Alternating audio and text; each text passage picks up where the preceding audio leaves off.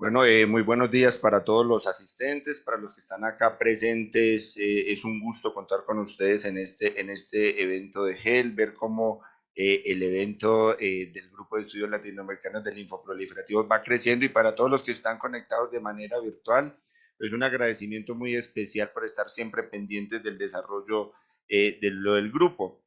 En esta oportunidad vamos a presentar rápidamente un esfuerzo que ha hecho el grupo en tratar de poner de acuerdo a los 14 países que participan del grupo GEL, en tratar de tener una forma organizada de orientar esta patología que es importante para nuestra región, como son los linfomas de células T periféricas no especificadas.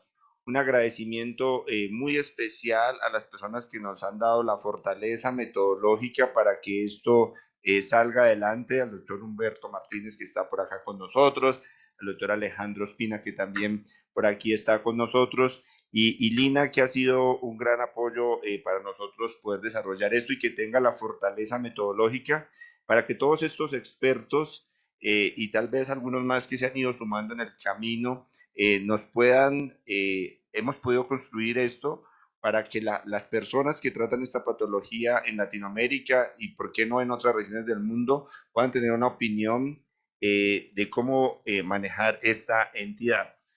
¿Por qué hacer un consenso de expertos? Porque esto no es una patología homogénea. Solo en nuestros países de Latinoamérica vemos que la prevalencia de los diferentes tipos de linfoma es muy variada. Además, los sistemas de salud, aseguramientos y formas de manejo en los diferentes países varían. Entonces, ante tal variedad, es importante hacer un consenso de expertos para tratar de tener unos puntos claros. Estos consensos no pueden ser abarcar la totalidad de los tópicos porque serían muy extensos, entonces nos propusimos desde el grupo metodológico unas preguntas puntuales a desarrollar, que son las que rápidamente les vamos a mostrar el día de hoy. ¿Con qué objetivo? Con que las personas que se enfrentan a tratar estos linfomas de células T periféricas no especificados, tanto los especialistas, los médicos de soporte, el grupo multidisciplinario y todo el personal de soporte tenga una orientación de cómo es el mejor enfoque para esta patología. Lo hicimos de una forma organizada, siguiendo la estrategia PICO, hicimos la evaluación de la evidencia de acuerdo a la metodología GRADE, que ustedes conocen y que por eso paso rápidamente, pero para que se enteren que lo hicimos con todo este rigor. Y la primera pregunta que colocamos en el consenso es: ¿cuál es la mejor estrategia, el mejor método para hacer el estadiaje inicial en el PTCL no especificado? Y la recomendación del consenso de expertos es que recomendamos que sea con el PET-CT. ¿Por qué? Porque han mostrado que tiene la mejor evidencia en estadiaje, pero cuando lo usamos al comienzo, no solo es más sensible que la tomografía, sino que tener ese parámetro basal para posteriormente hacer comparaciones con el de final del tratamiento y tal vez también con el interino, se vuelve una herramienta pronóstica muy poderosa con elementos que cada vez van tomando mayor fuerza, como el volumen tumoral metabólico total y el índice de score de DeVille de 5 puntos. Entonces, aunque todo esto está detallado en el consenso, rápidamente en esta breve socialización que los hacemos, les hacemos como algo de esa evidencia que tratamos de consolidar en el consenso, y es: miren cómo este volumen tumoral total metabólico, ya sea que se tome el punto de corte de 188 o el de 125, claramente predice mejores resultados cuando se toma como estrategia. O sea que en esto basamos nosotros la información como una información pronóstica valiosa. Y a pesar de que la tabla no se ve con toda la resolución, aquí en la parte de arriba está el análisis univariado de todas las variables que uno puede analizar para ver qué tanto información pronóstica nos brindan.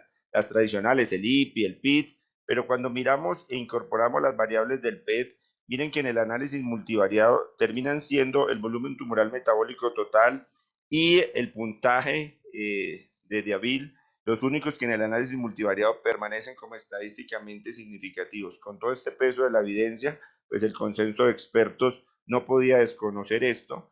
Este es el puntaje de los 5 puntos, y aquellos que tienen puntajes que ustedes ven entre 1 y 3, ya sea al final del tratamiento o interino en el tratamiento, como lo mostraremos más adelante, pues tienen un pronóstico mucho mejor que aquellos que permanecen con puntajes entre 4 o 5. Entonces, esta información pronóstica tan importante que nos da, nos lleva a esta recomendación.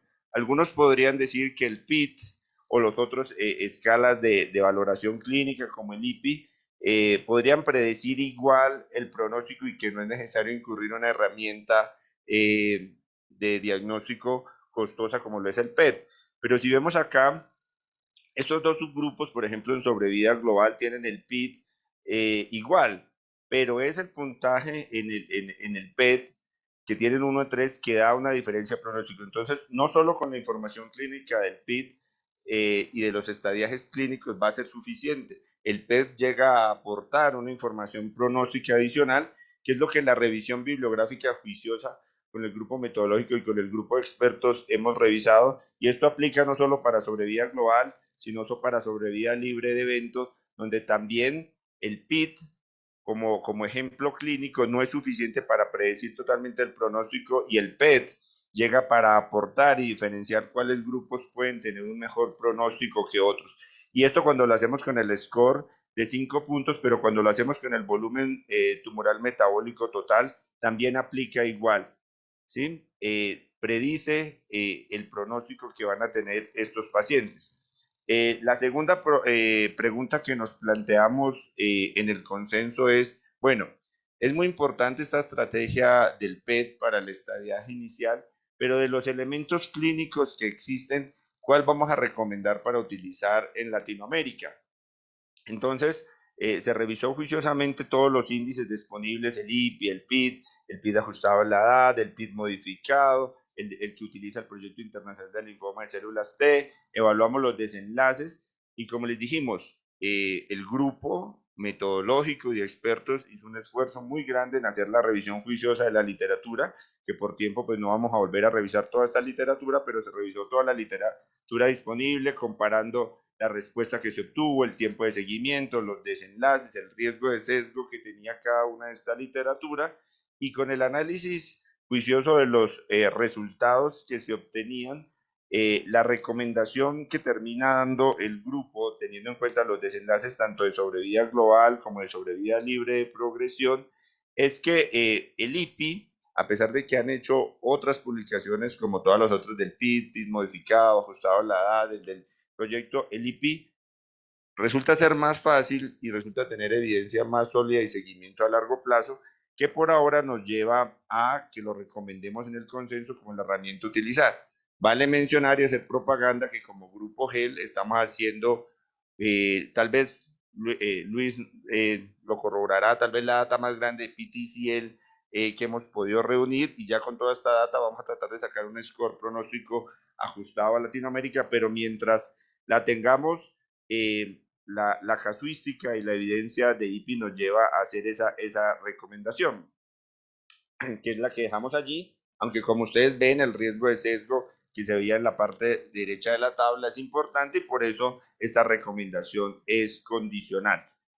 Pero es la evidencia disponible hasta el momento. ¿Cuál es la tercera pregunta que nos hicimos? ¿Es pertinente y útil la adición de topósito en la primera línea de tratamiento? La recomendación que damos como grupo es que sí recomendamos adicionarlo, pero con una condición, y es que se debe considerar algunos factores de pronóstico adverso y estadio. ¿A qué nos referimos con esto? Entonces ha habido múltiples publicaciones, en el consenso las encontrarán todas detalladas y referenciadas.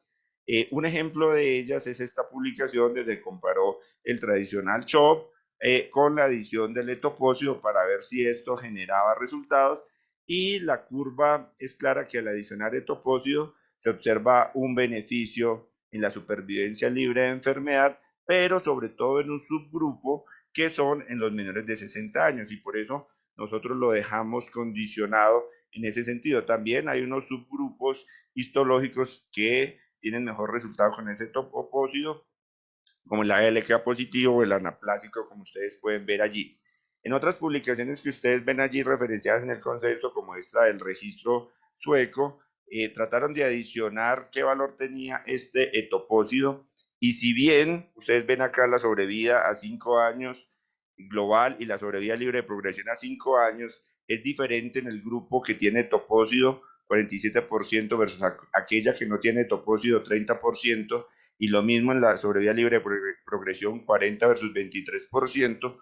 Cuando uno ya entra en más detalle a mirar ese beneficio, uno encuentra que la adición de este topósido no termina siendo estadísticamente significativa en el subgrupo por encima de los 70 años. Entonces, por eso la recomendación quedó sí adicionar el etopósido, pero teniendo en cuenta que lo recomendamos para menores de 60 o 70 años, según la bibliografía que ustedes revisen, porque la evidencia en este grupo de personas mayores de esta edad pues no muestra el mismo beneficio que en los menores. La cuarta pregunta que nos planteamos es si consideramos pertinente y útil la adición del brentuximab vedotin a la primera línea de tratamiento. La recomendación fue fuerte a favor en que aquellos PTCL que tengan expresión de CD30 positiva, lo recomendamos por la mejoría en PFS y OS, y pues aquí todos conocemos que esta evidencia pues viene del Echelon 2, donde tanto en sobrevida libre de progresión muestra un beneficio con una reducción del 29% del riesgo de progresar, y cuando analizamos específicamente el subgrupo de PTCL, NOS, pues vemos que la tendencia es favorable. No quisiera que no tocara la línea, pero es una tendencia favorable que nos lleva a dejarlo como recomendación. Asimismo, en sobrevida global, el desenlace también es importante, con una reducción del 34% de la probabilidad de morir si adicionamos este brentuximab, y en el subgrupo de PTCL NOS pues también una tendencia favorable hacia esto, y por eso la recomendación quedó en este sentido. La quinta pregunta que nos planteamos es si existe evidencia disponible para recomendar el PET interino, ya sea 2 o 3 o 4 ciclos a la mitad del tratamiento. Para establecerlo, pues lo teníamos que dejar en una formulación, lo dejamos en 2 ciclos. Miren la cantidad de artículos que juiciosamente se revisaron para evaluar esto: 328, se hizo todo el tamizaje, cuáles fueron los elegibles, y a la final entre los 17 elegibles más los artículos de revisión y metaanálisis, hubo 20 referencias que se analizaron a fondo para emitir esta recomendación. Ustedes lo podrán encontrar en la publicación del consenso que esperemos se dé prontamente. Se analizaron a fondo esos 20 que resultaron fuertes, y como una pequeña muestra de esa revisión de la literatura, podrán ver ustedes acá cómo, por ejemplo, en esta publicación el PET interino resulta con un valor estadísticamente muy significativo en predecir esa supervivencia libre de progresión a 2 años, y también un valor estadísticamente muy significativo en la sobrevida global a 2 años. Miren ustedes que cuando se compara, por ejemplo, con los desenlaces clínicos, el hazard ratio del PET interino es más poderoso que incluso el IPI o el PIT. Miren, el hazard ratio, por ejemplo, aquí es de 8 y el del IPI es 2, 2.5 el del PIT, y lo mismo aplica para la sobrevida global. También hay evidencia para el PET interino en el tercer o cuarto ciclo, y tal vez el que se lleva el mayor peso del hazard ratio es el del final del tratamiento, EOT, como ustedes lo ven acá, donde el hazard ratio llega a 15 para sobrevida libre de progresión y a 25 para sobrevida global. Por eso también en una pregunta posterior queda recomendado ese de final del tratamiento. Y ustedes ven aquí como aquel paciente que sigue, que es negativo al segundo ciclo, pues tiene una sobrevida libre de progresión mucho mejor que aquel que sigue siendo positivo, y lo mismo para la sobrevida global. Con el tercer y el PED interino al tercer o cuarto ciclo, la evidencia también es notoria, y con el de final de tratamiento, pues aún más todavía. Y otras variables del PET, como el volumen tumoral total metabólico, resulta importante, lo habíamos mencionado al estadio inicial, la importancia que tiene este volumen tumoral metabólico total, pero miren que el PET interino aporta adicional al volumen tumoral metabólico. Miren que aún teniendo un volumen tumoral metabólico total bajo, si el PET interino es positivo, miren cómo cae el pronóstico de ese paciente, tanto en sobrevida libre de progresión como en sobrevida global. Con esta evidencia que se corrobora en las gráficas de abajo, no podíamos solo recomendar el estadiaje inicial, sino que dejamos esta recomendación de recomendar el interino, que somos conscientes que la evidencia todavía es inmadura y esta fue la pregunta que más debate tuvo en el consenso, porque sabemos que claramente hay información pronóstica, pero todavía no sabemos qué hacer con esa información pronóstica, cómo vamos a cambiar los tratamientos cuando nos salga positivo. No lo sabemos aún, pero lo que ya sabemos de evidencia es muy contundente. Por eso lo recomendamos y lo demás está en construcción de qué vamos a hacer con esa información y esperamos con nuestras investigaciones como Grupo GEL ir aportando a resolver esa pregunta. Pero en el análisis multivariado, el PET interino claramente es estadísticamente significativo, con un hazard ratio muy valioso que nos llevó a dar esa recomendación positiva en el consenso, a pesar de que somos conscientes que todavía hay mucha más evidencia que se debe aportar en este sentido. La siguiente pregunta que hicimos es para el tratamiento de primera línea en PTCL, cuál es el número adecuado de ciclos y cuál es el intervalo entre estos. Lo mismo, se hizo toda la revisión de la literatura, ya habíamos mencionado que le damos valor al etoposio en los menores de 60 años, por eso los regímenes que tienen etoposio se mencionan. Cumplimos a la respuesta a la pregunta que es el número de ciclos, el intervalo, cuál es el grupo que lo propuso y lo llevó adelante. Y así lo hicimos con cada uno de los esquemas que aplica y lo dejaremos publicado organizadamente en el consenso con los respectivos anexos que llevarán las dosis que se recomiendan para estos tratamientos para que así sirva de consulta cuando los grupos que trabajan con esta patología puedan tener este documento como base y como documento de consulta para acceder a él. La séptima pregunta es, ¿cuál sería la imagen ideal para realizar al fin del tratamiento? Ya se los había anticipado, pues que el PET del final del tratamiento es la herramienta más poderosa, ya mostré la evidencia en las diapositivas pasadas, y la parte que nos quedaría pendiente allí es si es pertinente hacer un seguimiento imagenológico periódico. Se hizo la revisión de la literatura juiciosa, no hay evidencia para recomendar esas tomografías seriales de 6, 12 y 24 meses. Es algo que creo que muchos lo hacemos, es algo que aparece en las guías, es algo que se recomienda así, pero la evidencia que recomienda este seguimiento no es fuerte y para el PET de seguimiento tampoco hay esa evidencia, por lo cual no lo recomendamos en este sentido. Entonces dejamos una recomendación para así hacer la valoración del fin del tratamiento con el PET-CT, pero no lo recomendamos para el seguimiento porque no hay evidencia para la construcción en este momento. La octava pregunta es si consideramos pertinente realizar la consolidación con trasplante autólogo.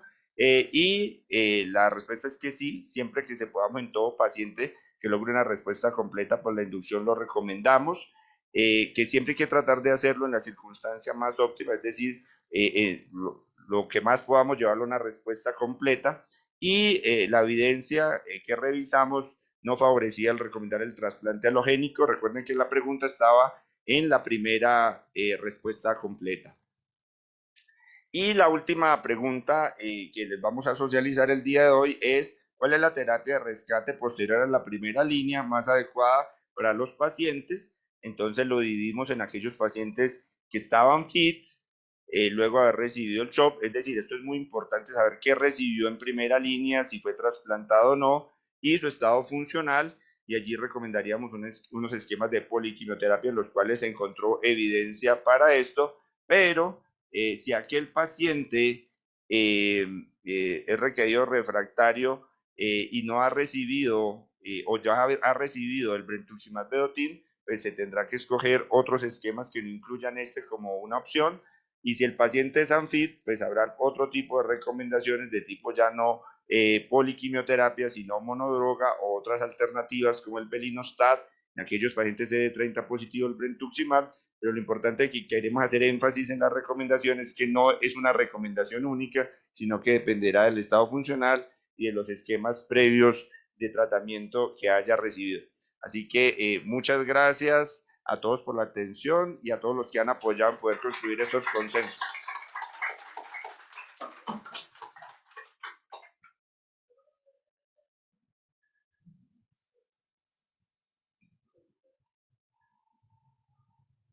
Muchas gracias al doctor Henry.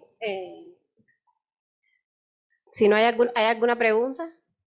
Por favor.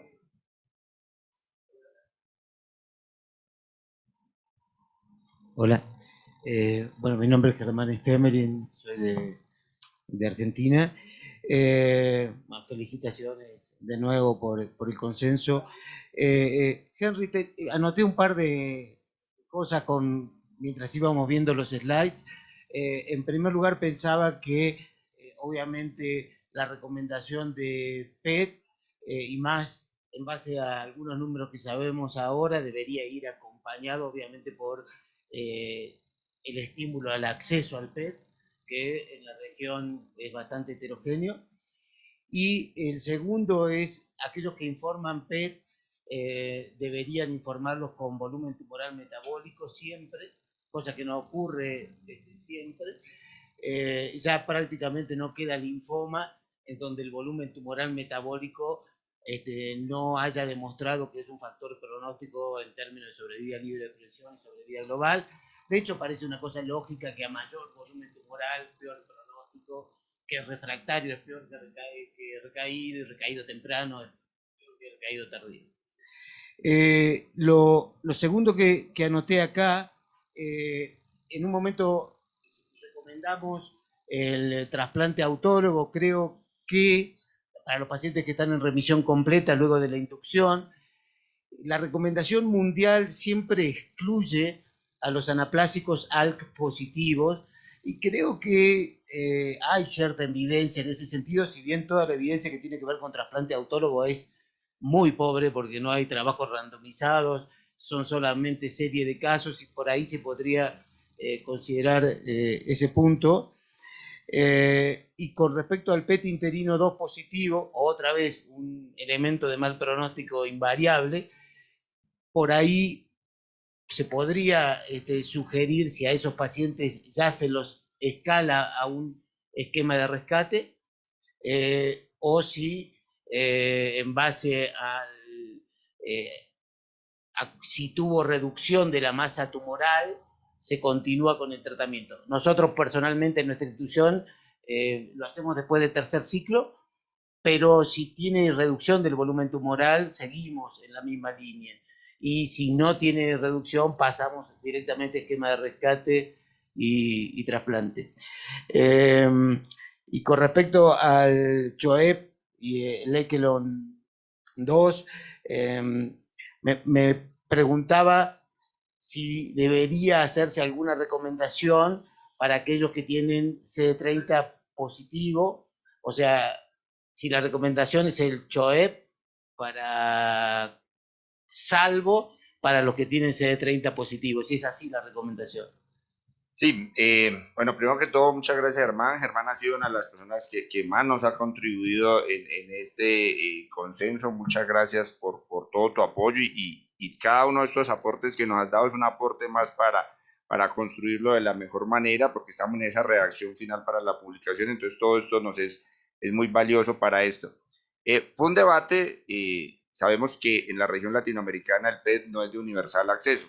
Entonces, la evidencia, por un lado, nos mostraba todo lo bueno que nos puede aportar el PET, pero sabemos que en la realidad tenemos limitaciones.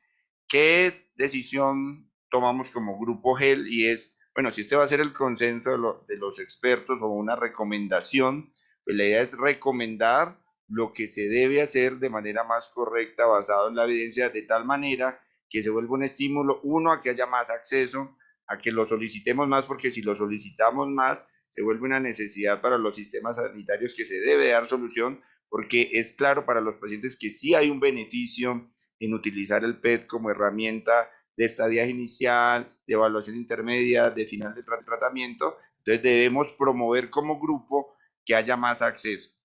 De igual manera estamos recomendando mucho lo del volumen tumoral metabólico total, y esto como recomendación, también tratando de presionar a que los servicios de medicina nuclear vean que la recomendación que estamos dando como grupo es que es un elemento muy valioso y esto de alguna manera pueda servir o empujar a que todos los que tratamos estos linfomas se lo pidamos a los servicios de medicina nuclear y los servicios de medicina nuclear tendrán que adaptarse a que esto para nosotros es una información muy importante. Entonces, esa fue la decisión de que somos conscientes que aún no tenemos el acceso, que somos conscientes que no siempre nos informan estas variables, pero que es nuestra responsabilidad tratar de generar todo lo posible para esto.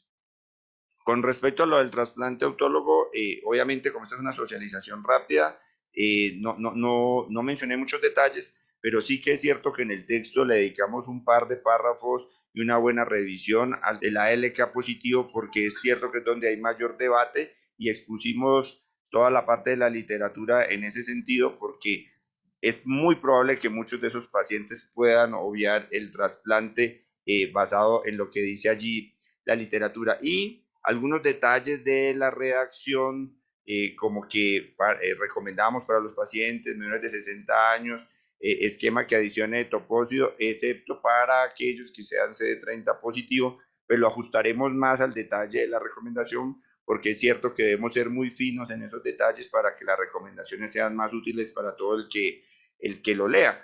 No todo el mundo tiene, por ejemplo, el mismo conocimiento que tiene Germán en esto, que lo lee y claramente entiende, no, pues para este es este y para este es este, sino para que alguien que de pronto no vea el mismo volumen de este informe lo lea y le sea totalmente claro. Es muy válido hacer la precisión detallada de la redacción.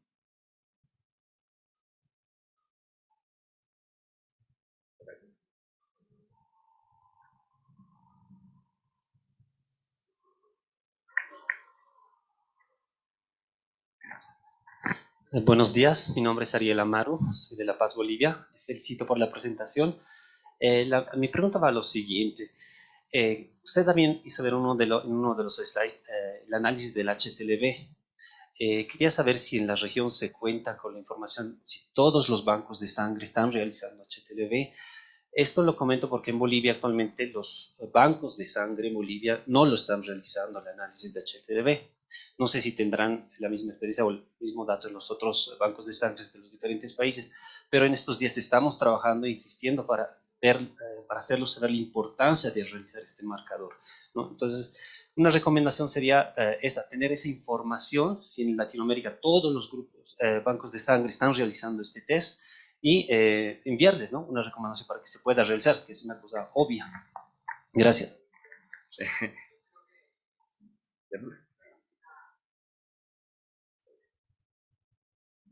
Ese es personalmente uno de los mejores comentarios que he escuchado en nuestras reuniones, porque en la data de T-cell, como vamos a presentar, ATL pasa a ser el segundo linfoma más común de T periférico. Yo creo que debemos estandarizar en la parte de las guías que todo paciente con linfoma T debería tener screening para HTLV1.